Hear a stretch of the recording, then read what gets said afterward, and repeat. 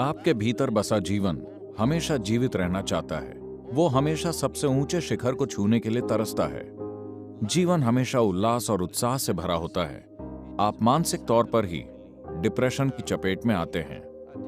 आप अपने मन के तार्किक आयाम में उलझ गए हैं। आपकी समझ एक बात कहती है, लेकिन तर्क भरी सोच कुछ और ही कहती है।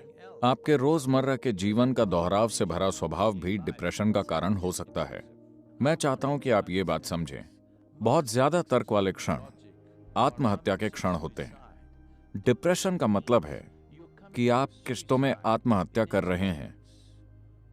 अगर आप अपने जीवन में तर्क को बहुत ज्यादा जगह देंगे तो आपकी जीवंतता घटती चली जाएगी। आपको जीवन के भौतिक पहलुओं के लिए ही तर्क को लागू करना चाहिए। अगर आपने जीवन पर ही तर्क को लागू किया तो आप डिप्रेशन के शिकार हो जाएंगे।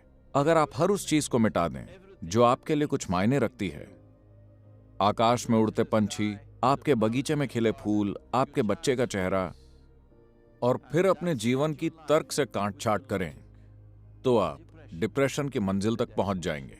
अब जीवन में नई जान फूंकने का समय आ गया है। आपके जीवन में सबसे मूल्यवान चीज खुद जीवन है। आप कहां रहते हैं, आप कौन सी गाड़ी चलाते हैं, आप क्या पहनते हैं, क्या खाते हैं, ये सब जीवन की एक्सेसरीज हैं। इस समय आप जिंदा हैं, यही सबसे बड़ी बात है, यही सबसे बड़ा आनंद है। आपको ये बात साफ समझनी होगी। दुखी, डिप्रेस या बीमार होने से कोई फायदा नहीं है। खुश और आनंदित रहने में ही फायदा है, और अगर फायदा नहीं हुआ तो भी क्या फर्क पड़ता है।